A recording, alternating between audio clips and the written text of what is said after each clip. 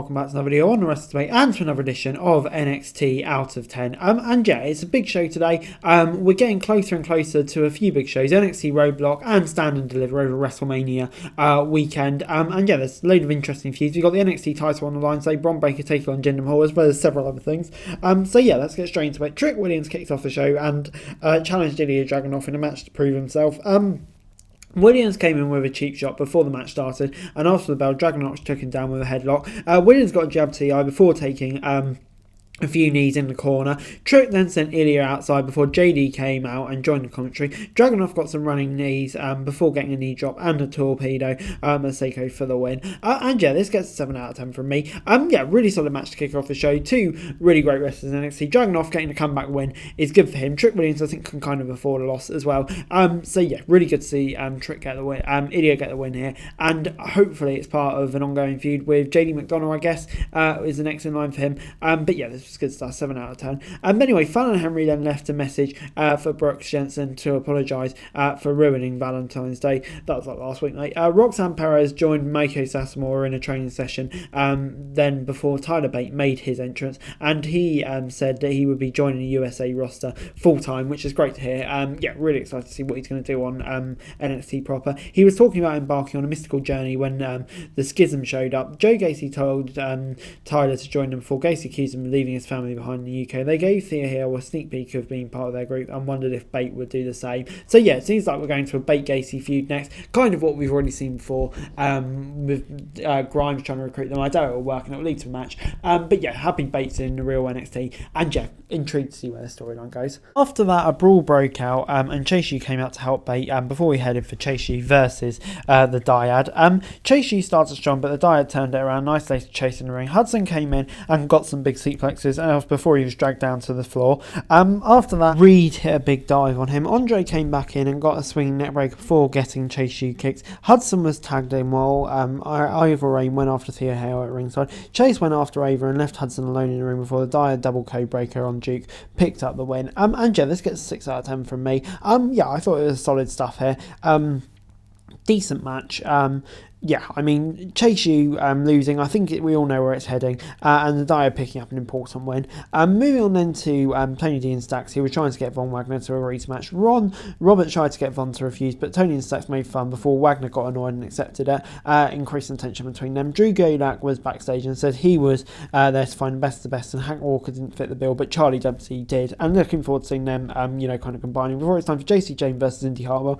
Jason was in control early on and got some strikes in before locking in a headlock. Hartwell came back with a spine buster and got a near fall before she was sent into the ring post. Jane hit a cannonball before knocking Indy down the corner. Jane was about to finish the match when Gigi attacked her from behind and chased her down the backstage area. Thought they maybe write her off for a few more weeks, but happy she's back and we can get the feud going properly.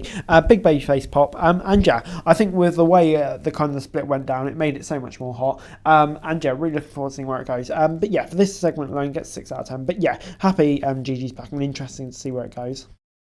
Alice then took on Aegis Sanofi and Malik Blade. Blade was taking a beating and was isolated in the ring early on before Pretty Deadly came out with Big Cake. Anofi was tagged in off the distraction, hit a dive to the outside and an elbow drop in the ring for a near fall. Gallus then came back and got the takedown before getting a finisher on Blade for the win. Pretty Deadly wanted to celebrate the anniversary of Gallus losing to them, but they got attacked by the latter's team. Pretty Deadly came back with chairs and beat up Gallus before driving them into the ring steps and posing with the tag titles. And yeah, this gets a 6 out of 10 from me. Good win for the Gallus boys, but Pretty Deadly, you can see they're setting that feud up. Decent match as well between two very good tag teams.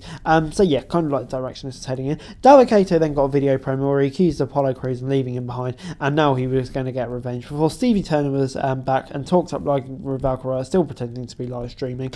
Before he got Von Wagner versus Tony D. Tony D was taken into the corner before the Don came back with some strikes on his own. Tony then took a big boot and went down with before Wagner was distracted and started yelling at Mr. Stone. Wagner tried for a splash in the corner, but Tony dodged it. The Don got some strikes and hit a spine blast before getting the flatliner for the win. After the match, Tony got on the mic and challenged Dijak to a jailhouse street fight match at Roadblock. And yeah, it gets 7 out of 10 from me. No idea what that's going to be, but definitely intrigued by it. Good win for him. Von Wagner and Robert Stone. Yeah, you can see the split coming. I think it's for the best. Nikita Lyons was backstage and said that she had no idea who attacked her. Tiffany Stratton came in to make fun of her before we saw Ivy Nile heading out to the match. And yeah, get real soon to Nikita Lyons. Sounds like she's going to be out for quite a while. And and Jen intrigued to see who she comes back and feuds with, obviously her attacker. And then it was time for Alba Fire versus Ivy Nile. Fire had control of the match early, and Nile came back with some big strikes for kicking Alba into the corner. Nile got a near fall off a counter before taking a suplex to the face.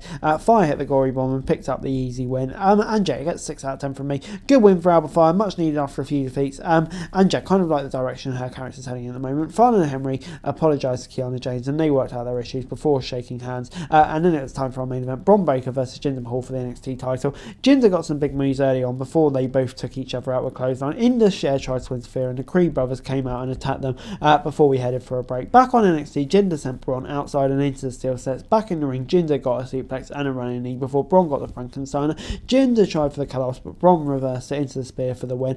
And Jay gets 7 out of 10 for me. Good match, even just a caliber of former WWE champion. It's a big win for Bron, puts him over a bit more, and then hopefully we leave to Carmelo now. The match wasn't brilliant, but for what it did, I think it was done well. And after that, Grayson Waller was in the production truck and invited Shawn Michaels to the Grayson Waller effect before NXT went off the air. Sounds like we're getting that at Roadblock, and no idea if it's going to lead to a match, maybe over WrestleMania weekend. That'd be pretty incredible. I doubt it, but yeah, definitely intrigued to see where it goes, and enjoying this whole Grayson Waller storyline as well. So yeah, to round off the show, that was good stuff. And Jay gets 7 out of 10 from me. Overall, NXT this week gets a 6 out of 10 from me. Yeah, I thought it was a solid episode of NXT this week. Good main event. Some interesting storylines they're setting up as well. And yeah, some decent matches throughout the card. So, on the whole, not a bad episode of NXT at all, really. And yeah, kind of intrigued to see the direction the brand's heading in ahead of building up to WrestleMania weekend and shows they got there and all of that. So yeah, intrigued. But anyway, guys, that's the video. Thanks so much for watching. Remember to like, share, subscribe, don't also for daily wrestling news and subscribe to the channel. Greatly appreciated. Thanks very much for watching. Peace.